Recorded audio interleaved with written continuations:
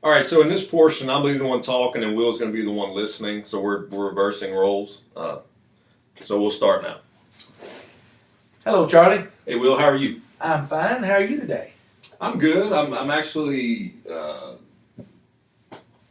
I'm pretty happy today. I know the last time you and I talked a couple Saturdays ago, I was in the process of job transition. I was struggling with the fact if I was going to leave my current job to take a new job. I knew I kind of made the decision to leave, but I was dreading the decision. I was fretting it. I was stressing. I was concerned with how my supervisor was going to take the news and how she was going to react to me. So, and I was trying to anticipate that. I also tried to time my departure. I had a couple of events that I needed to put together and see through and make sure that I had some loose ends tied up, and I wanted to make sure I saw those goals through before I just dropped the bomb on her, per se. So a couple of weeks ago, I was offered this new job with another company. I won't say who. Okay. Just for conflict reasons. It's fine. And I really started to think about where do I want to go with my career, where do I want to eventually be 2 or 3 years down the road. Will I meet my professional goals in my role now? Will this new job be able to satisfy what I want to achieve? So I made the decision to go ahead and leave, Okay. but I needed to make sure these other events and different responsibilities finished before I transitioned over. So last Friday, I was in the process of driving downtown to give my notice to my supervisor, and she calls me, which she never calls me. So she called me right as I was driving to give her my notice. Oh, okay. So, and she starts giving me all these tasks and different things that she has planned for me and my colleagues in the November and December, and she sounded so positive and upbeat, and I was just thinking to myself, well, I don't have the heart to do this today. I can't just lay this on her. She sounds very happy, which usually she sounds very defeated and negative. So to hear her in a positive light was very refreshing, and I didn't want to just hit her with that. So I waited until Monday, which I knew, it doesn't sound like much, but how I am, I stress and I worry about stuff a lot, and I analyze quite a bit. I knew I was going to take that into the weekend. I wanted to go ahead and get it over with that Friday afternoon and be done with it. So now I'm stewing on it all weekend, and so I go see her Monday morning. Now, the weekend I wrote a official resignation letter to give her, but I also wanted to give her a verbal resignation. I wanted to sit down and talk to her and explain to her that it's not her, it's not her, it's not anything she's done, it's not anything the department has done. I just have some other opportunities that came about, and I need to see those things through.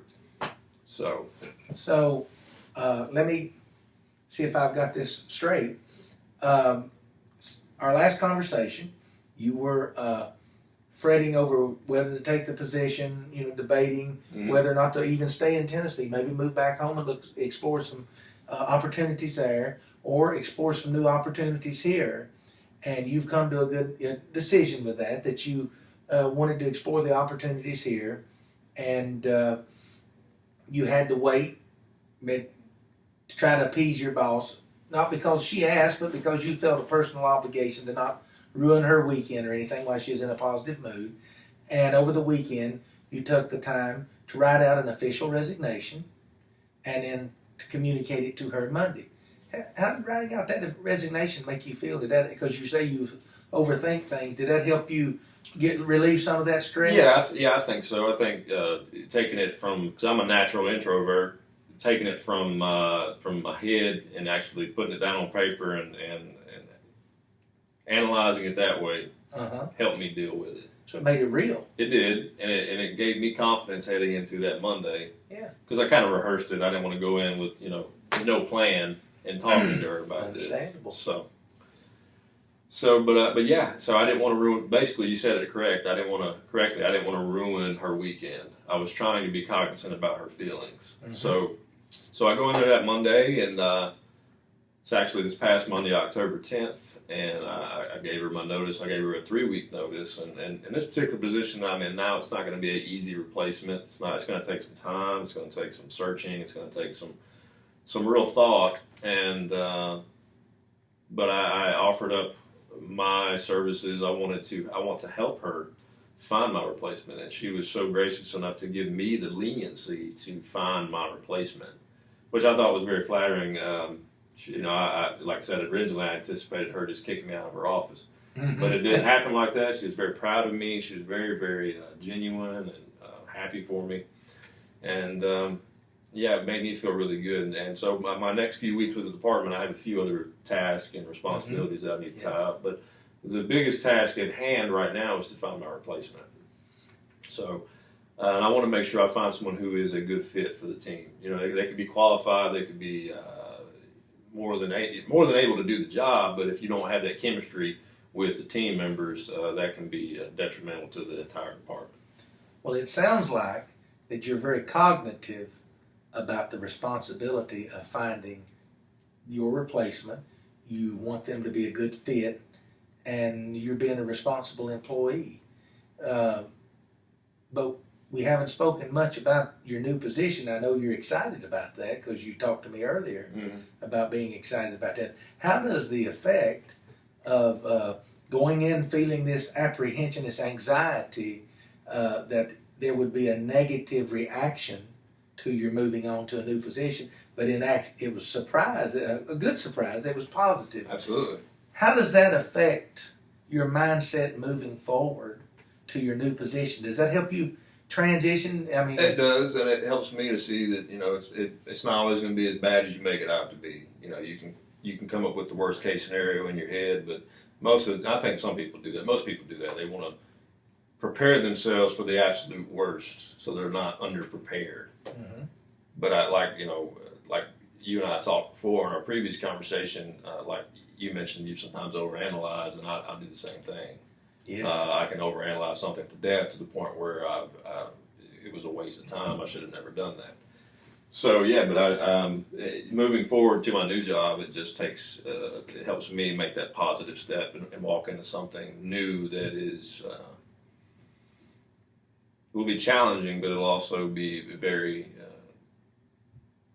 new, and it will give me a sense of fulfillment.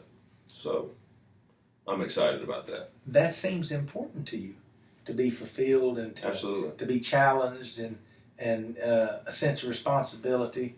And that's something that you kind of strive for a self-building. Very admirable. So you've got about 3 weeks left. How are you dealing with finding your replacement?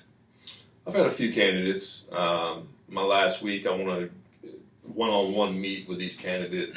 Not that I have the say-so or the say, yeah, you're the guy or gal, or no, you're not.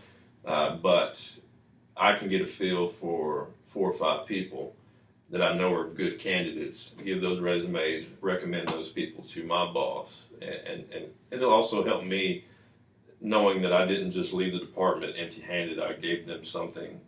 I'm not just, I'm leaving them with something, and I'm not just blindly, cutting ties with everybody. You feel like you're meeting your obligations, and that's important to you, is my understanding. So, if I can paraphrase and get this kind of summarize understand what you're saying, is that you've made your decision, and you were kind of apprehensive about how that decision would be perceived. It was perceived positive. And then you were given the responsibility of maybe helping choose your own position, which gave you a feeling of not only responsibility, but also you were appreciative that they respected you enough and the job you had done to help fill your position. And so now that you're in that process, you feel like you're getting some good candidates, and you feel like that you will have truly met all your obligations when you leave here and be in a good place to start your new position. That's absolutely correct. It'll give me a true sense of closure so that I can move on to my next job with no apprehension whatsoever. Well, it sounds like you're in a good place, and I am glad of that, because our last conversation, you were concerned But it sounds like that you, through a thinking partner and others, that you kind of come to a good place. That is correct. Well, I thank you for your time, Charlie. Thank you. And Thanks for you have a talking good to me. day.